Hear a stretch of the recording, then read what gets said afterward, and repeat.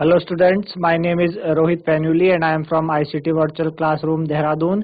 कैसे हैं आप सभी? मेरे ख्याल से बहुत अच्छे होंगे, फिट होंगे, फाइन होंगे। हम बात कर रहे हैं क्लास 9th साइंस की, जिसके अंदर हमने पहला chapter matter in our surrounding, हमारे आसपास के पदार्थ, हमने कंप्लीट किया था। और आज हम बात कर रहे हैं, पिछले भाग में हमने कुछ क्वेश्चंस की बात करी, आज भी हम क्वेश्चंस करेंगे उस चैप्टर से रिलेटेड। तो उन्हीं को समझने के लिए चलेंगे बच्चों स्मार्ट बोर्ड की तरफ।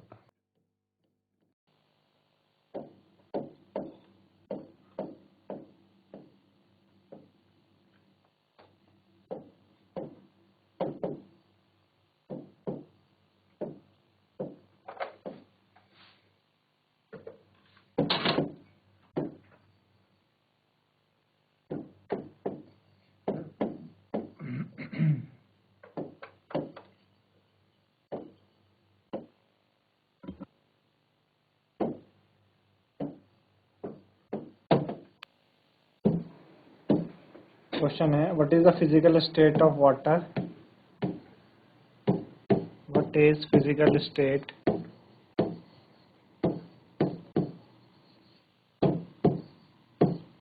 What is physical state of water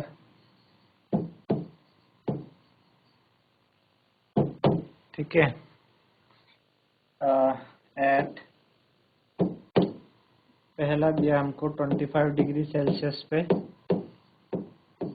ठीक है। दूसरा दिया है 0 डिग्री सेल्सियस पे, और तीसरा है हमारे पास 100 डिग्री सेल्सियस पे, है ना। तो 25 डिग्री सेल्सियस पे कैसा रहता है वाटर आपका? वाटर 25 में कैसा रहता है? लिक्विड रहता है ना। 25 में देखते हैं, 25 degree Celsius water liquid form में रहता है। 0 डिग्री पे लिक्विड आपका फ्रीज होने लगता है, तो वो सॉलिड भी रहता है, और उसी समय वो फ्रीज हो रहा होता है, तो सॉलिड और लिक्विड दोनों रहेगा उस टेम्परेचर में, है ना। ठीक है। और 100 डिग्री पे वो लिक्विड से गैस में चेंज हो रहा होता है, लिक्विड भी रहता है और गैस भी रहता है, और गैस दोनों रहता है ना। तो ये इनका फिजिकल स्टेट है वाटर की, 25 डिग्री पे, 0 डिग्री पे और इतने डिग्री पे, है ना। तो आप नोट डाउन करें इन्हें।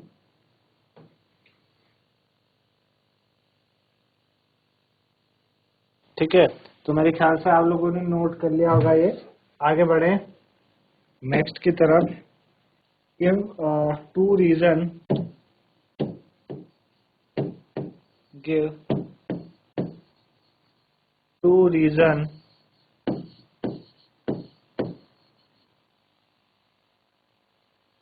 to justify give two reason to justify. First है water at room temperature is liquid. Water at room temperature water at room temperature is liquid. ठीक है। Second, an iron almirah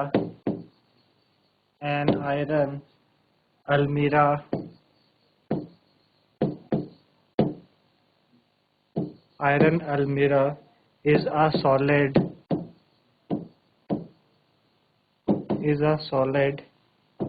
at room temperature. Iron almirah is a solid at room temperature. Iron अलमीरा आपकी क्या होती है? Solid होती है room temperature में, ठीक है। आयरन अलमीरा सॉलिड होती है रूम टेम्परेचर में, और वाटर रूम टेम्परेचर में लिक्विड होता है। ऐसा क्यों, है ना। तो वाटर रूम टेम्परेचर में लिक्विड इसलिए होता है क्योंकि उसका फ्रीजिंग पॉइंट 0 है और बॉइलिंग पॉइंट 100 है, तो उसके बीच का है रूम टेम्परेचर, तो इस वजह से आपका वो लिक्विड रहता है। वाटर at room temperature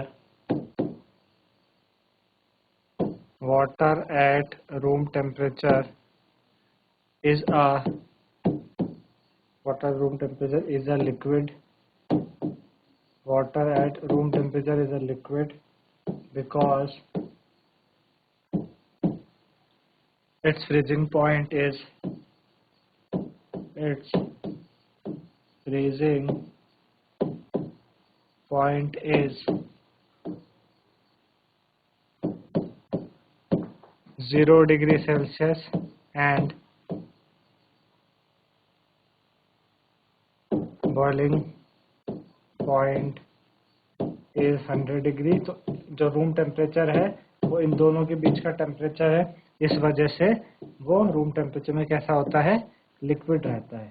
ठीक है, चलिए दूसरा क्वेश्चन था हमारे पास कि आयरन एल्यूमिना सॉलिड होती है रूम टेम्परेचर में। तो आयरन एल्यूमिना सॉलिड इसलिए होती है रूम टेम्परेचर में बिकॉज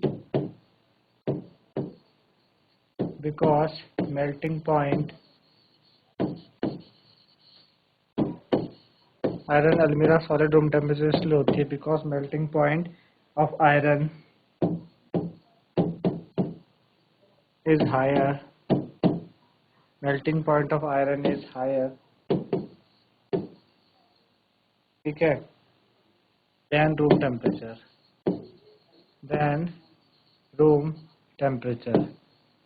रूम टेम्परेचर से ज़्यादा आपका आयरन का मेल्टिंग पॉइंट होता है, तो इस वजह से रूम टेम्परेचर वो मेल्ट नहीं रहती, सॉलिड ही रहती है ना। तो ये दो क्वेश्चन है, इन्हें आप नोट डाउन करें।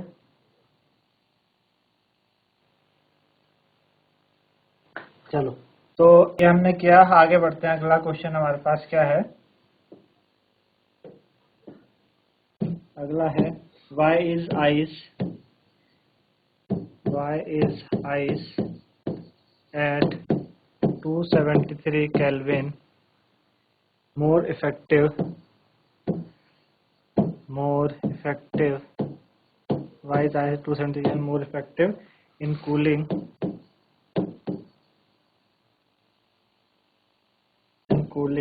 than water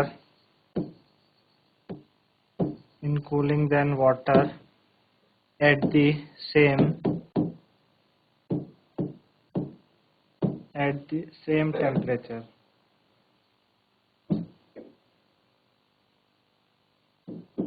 ठीक है, ये बोल रहा है कि जो आइस होती है 273 केल्विन पे, है ना, 273 केल्विन में क्या होती है, more effective in cooling than water at the same temperature. ऐसा क्यों? ऐसा इसलिए कि जो आइस होती है 273 केल्विन पे वो क्या करती है, हीट एनर्जी एब्जॉर्ब करती है, जिसको हम लेटेंट हीट बोलते हैं, है ना, और वाटर में कन्वर्ट हो जाती है। ठीक है ना। अच्छा, जो कूलिंग से इफेक्ट ऑफ आइस का इस वजह से ज़्यादा है वाटर से सेम टेम्परेचर, क्योंकि वाटर के पास एक्स्ट्रा एनर्जी नहीं है मीडियम से, जैसे कि आइस के पास है। क्योंकि वाटर 273 केल्विन का मतलब आपके पास क्या हुआ, 273 केल्विन यानी 0 डिग्री सेल्सियस की बात अगर हम करें, है ना। तो 0 डिग्री पे आइस क्या होती है, वाटर आपका, हम देखते थे कि जो वाटर है आपके पास,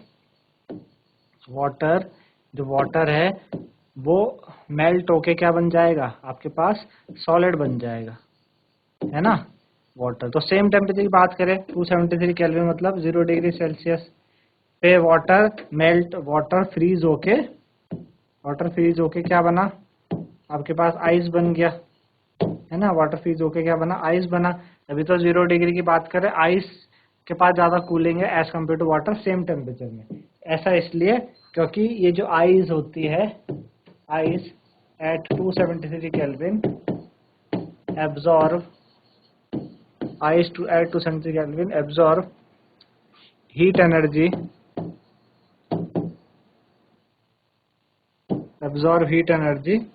from the medium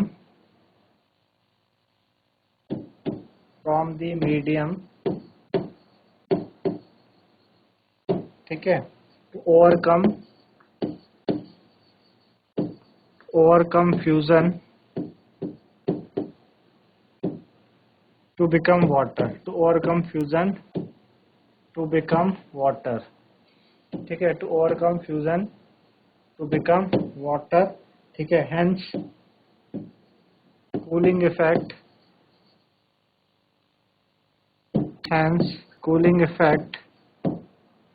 ठीक है is of ice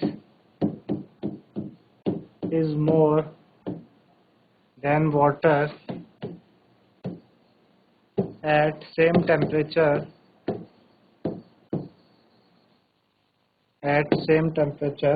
because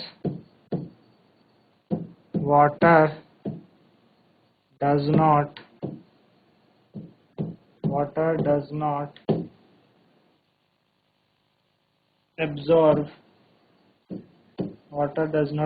absorb this extra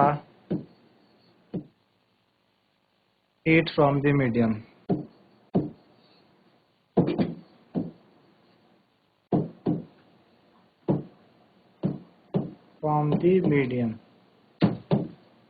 ठीक है, तो ये आप नोट डाउन करें।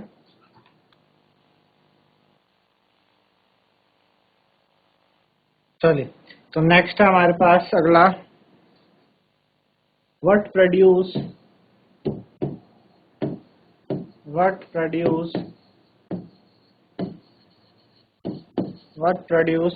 more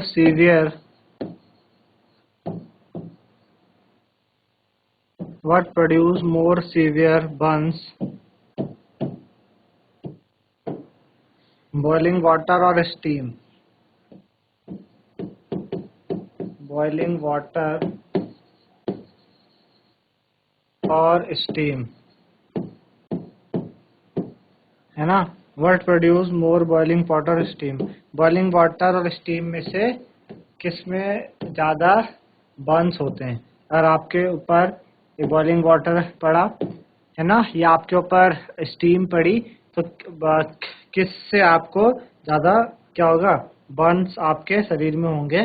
तो जो स्टीम होती है 100 डिग्री पे, steam at 100 degree Celsius will produce more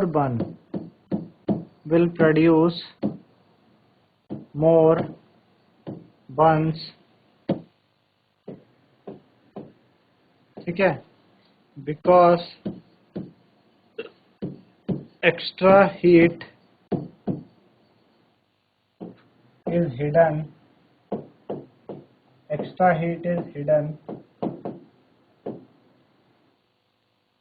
in it। उस पे क्या होते हैं, एक्स्ट्रा हीट छुपी हुई होती है, ठीक है ना।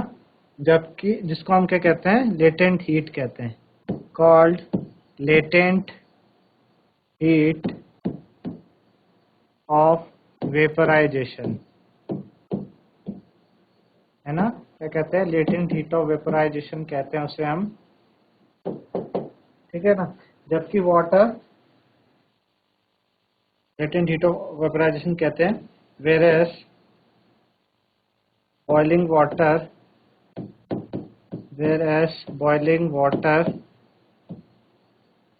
जो boiling water होता है does not have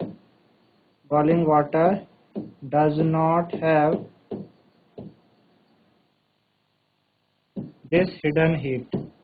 boiling water में ये hidden heat नहीं होती।